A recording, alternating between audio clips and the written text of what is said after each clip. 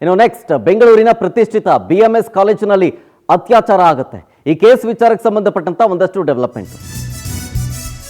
ಪ್ರತಿಷ್ಠಿತ college BMS, ಆ ಕಾಲೇಜಿನಲ್ಲಿ ಅತ್ಯಾಚಾರ ಆಗಿರೋದು. ಜೂನಿಯರ್ ವಿದ್ಯಾರ್ಥಿಯಿಂದ ಸೀನಿಯರ್ ಮೇಲೆ ರೇಪ್ ಆಗಿರೋದು. ಹನುಮಂತನಗರ ಪೊಲೀಸ್ ಠಾಣಾ ವ್ಯಾಪ್ತಿಯಲ್ಲಾಗಿರುವಂತಹ ಘಟನೆ ಇದು. ಅದೇ ಕಾಲೇಜಿನ ವಾಶ್ರೂಮ್ಗೆ ಎಳ್ಕೊಂಡು ಹೋಗಿ ಅತ್ಯಾಚಾರ ಎಸಗಿದ್ದಾನೆ ಆತ. BMS ಇಂಜಿನಿಯರಿಂಗ್ ಕಾಲೇಜಿನಲ್ಲಿ ರೇಪ್ ಕೇಸ್ ಆಗಿರೋದು ಬೆಳಕಿಗೆ ಬರ್ತಾ ಇದೆ. ಈ ಕೇಸಿನ ಟ್ರ್ಯಾಕ್ ನೋಡ್ತಾ ಹೋದ್ರೆ 3 ತಿಂಗಳ ಹಿಂದೆ ಪರಿಚಯಳಾಗಿರ್ತಾಳೆ ಸೀನಿಯರ್ ವಿದ್ಯಾರ್ಥಿನಿ. ಈ ಜೂನಿಯರ್ ಸೀನಿಯರ್ ವಿದ್ಯಾರ್ಥಿನಿ ಇಬ್ರು ಒಂದೇ ಕಾಲೇಜಲ್ಲಿ ಓದ್ತಾ ಇರೋದು.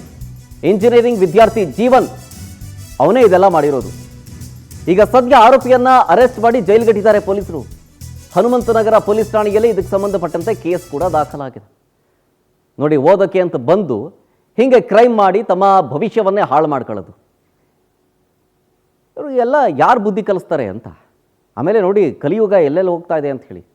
ವಿದ್ಯಾರ್ಥಿಗಳು ಈ ರೀತಿಯಾದಂಥ ಕೇಸ್ಗಳಲ್ಲಿ, ಕೊಲೆ ಕೇಸು, ರೇಪ್ ಕೇಸ್ನಲ್ಲಿ ಭಾಗಿಯಾಗ್ತಾ ಇರೋದು ನಿಜಕ್ಕೂ ಸಮಾಜಕ್ಕೆ ಮಾರಕ. ಅದಕ್ಕೆ ನಾನು ಹೇಳ್ತಾ ಇರೋದು, ಪೊಲೀಸರು ಕಟ್ಟುನಿಟ್ಟಿನ ಕ್ರಮ ತಗೊಳ್ಬೇಕು. ಪೊಲೀಸರು ಅಂದರೆ ಭಯ ಇರಬೇಕು. ಆವಾಗಲೇ ಈ ರೀತಿಯ ಕೃತ್ಯ ಎಸ್ಕೋದು ಕಮ್ಮಿ ಆಗುತ್ತೆ. ಡೀಟೇಲ್ಸ್ ಕೊಡ್ತಾರೆ ಇದ್ರ ಬಗ್ಗೆ ನಮ್ಮ ಪ್ರತಿನಿಧಿ ವೆಂಕಟೇಶ್ ಲೈವ್ನಲ್ಲಿದ್ದಾರೆ. ವೆಂಕಟೇಶ್, ಬೆಂಗಳೂರಿನಲ್ಲಿ ಕ್ರೈಮ್ ರೇಟ್ಗಳು ಸಿಕ್ಕಾಪಟ್ಟೆ ಜಾಸ್ತಿ ಆಗ್ತಾ ಇದೆ. ಜೊತೆಗೆ ಹೊಸ ಅಂದರೆ ರೌಡಿ ಶೀಟರ್ ಅಲ್ಲದೇ ಇರೋರು, ಈ ಹಿಂದೆ ಕ್ರೈಮ್ನಲ್ಲಿ ಭಾಗಿಯಾಗಿಲ್ಲದೆ ಇರೋರೆಲ್ಲರೂ ಕೂಡ ಈಗ ರೇಪ್ ಕೇಸು, ಕೊಲೆ ಕೇಸ್ನಲ್ಲೆಲ್ಲ ಭಾಗಿಯಾಗ್ತಾ ಇದ್ದಾರೆ. ಎತ್ತ ಸಾಕ್ತಾ ಇದೆ ಸಮಾಜ ಅನ್ನೋದು ಅರ್ಥ ಆಗ್ತಾ ಇಲ್ಲ. ಈ BMS ಕಾಲೇಜಿನ ರೇಪ್ ಕೇಸ್ ವಿಚಾರಕ್ಕೆ ಸಂಬಂಧಪಟ್ಟಂತೆ ಮಾಹಿತಿ ಕೊಡೋದಾದ್ರೆ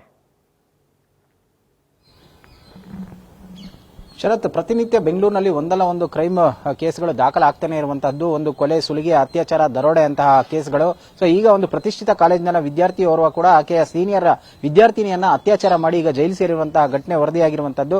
ಕಳೆದ ಕೆಲವು ದಿನಗಳ ಹಿಂದೆ ಕೂಡ ಈ ಒಂದು ಇಬ್ರು ಕೂಡ ಪರಿಚಯಸ್ಥರಾಗಿದ್ದಾರೆ ಅಂತ ಹೇಳಿ ತಿಳಿದು ಬರ್ತಾ ಇದೆ. ಆಕೆ ವಾಶ್ರೂಮ್ಗೆ ಹೋದಂತ ವೇಳೆಯಲ್ಲಿ ಹಿಂಬಾಲಿಸಿಕೊಂಡು ಹೋಗಿ ಆತ ಅತ್ಯಾಚಾರವನ್ನ ಮಾಡಿದ್ದಾನೆ. ಘಟನೆಗೆ ಸಂಬಂಧಪಟ್ಟಂತೆ ಆಕೆಯು ಕೂಡ ತನ್ನ ಪೋಷಕರ ಬಳಿ ಹೇಳಿಕೊಂಡಿದ್ದಾರೆ. ಅದಾದ ಬಳಿಕ ಕಾಲೇಜಿನಲ್ಲಿ ಬಂದು ವಿಚಾರವನ್ನ ತಿಳಿಸಿ ಅದಾದ ಬಳಿಕ ಒಂದು ದೂರನ್ನ ಕೊಟ್ಟಿದ್ದಾರೆ. ದೂರಿನ ಆಧಾರದ ಮೇಲೆ ಈಗ ಆ ಅತ್ಯಾಚಾರ ಮಾಡಿರುವಂತಹ ಆರೋಪಿ ಏನಿದ್ದಾನೆ ಆತನನ್ನು ವಶಕ್ಕೆ ಪಡೆದು ಜೈಲಿಗೆ ಅಟ್ಟಿದ್ದಾರೆ. ಕಾಲೇಜಿನ ಒಂದು ವಾಶ್ರೂಮ್ಗೆ ಎಳೆದೊಯ್ದು ಈ ರೀತಿ ಅತ್ಯಾಚಾರ ಮಾಡಿದ್ದಾನೆ ಅಂತ ಹೇಳಿದ್ರೆ ಈತನ ಮನಸ್ಥಿತಿ ಹೇಗಿರ್ಬೋದು ಅನ್ನುವಂಥದ್ದನ್ನು ಕೂಡ ಇಲ್ಲಿ ಲೆಕ್ಕ ಹಾಕಬೇಕಾಗುತ್ತೆ. ಇನ್ನು ಪೊಲೀಸರ ಜೊತೆಗೆ ಅಲ್ಲಿ ಕಾಲೇಜಿನ ಆಡಳಿತ ಸಿಬ್ಬಂದಿ ಆಗಿರ್ಬೋದು, ಸೆಕ್ಯೂರಿಟಿಗಳಾಗಿರ್ಬೋದು ಏನ್ ಮಾಡ್ತಾ ಇದ್ರು ಅನ್ನೋ ಪ್ರಶ್ನೆ ಕೂಡ ಕಾಡುವಂತದ್ದು ಸಹಜ. ಯಾಕಂದ್ರೆ ವಿದ್ಯಾರ್ಥಿನಿಯನ್ನ ಎಳೆದೊಯ್ದುವಂತಹ ವೇಳೆಯಲ್ಲಿ ಅಲ್ಲಿ ಯಾರು ಬೇರೆ ಸ್ಟೂಡೆಂಟ್ಸ್ ಇರಲಿಲ್ವಾ ಅಥವಾ ಸೆಕ್ಯೂರಿಟಿ ಗಾರ್ಡ್ಗಳಿರಲಿಲ್ವಾ ಏನು ಅನ್ನೋದ್ರ ಬಗ್ಗೆ ಕೂಡ ಸಾಕಷ್ಟು ಅನುಮಾನಗಳು ಕೂಡ ಮೂಡ್ತಾ ಇದೆ. ಸದ್ಯ ಘಟನೆಗೆ ಸಂಬಂಧಪಟ್ಟಂತೆ ಈಗ ಹನುಮಂತನಗರ ಪೊಲೀಸ್ ಠಾಣೆಯಲ್ಲಿ ಒಂದು ಪ್ರಕರಣ ದಾಖಲಾಗಿದ್ದು ತನಿಖೆಯನ್ನು ಕೂಡ ಮುಂದುವರಿಸಿರುವಂತಹದ್ದು. ಶರತ್, ಓಕೆ, ಥ್ಯಾಂಕ್ ಯು ವೆಂಕಟೇಶ್ ಡೀಟೇಲ್ಸ್ಗಾಗಿ.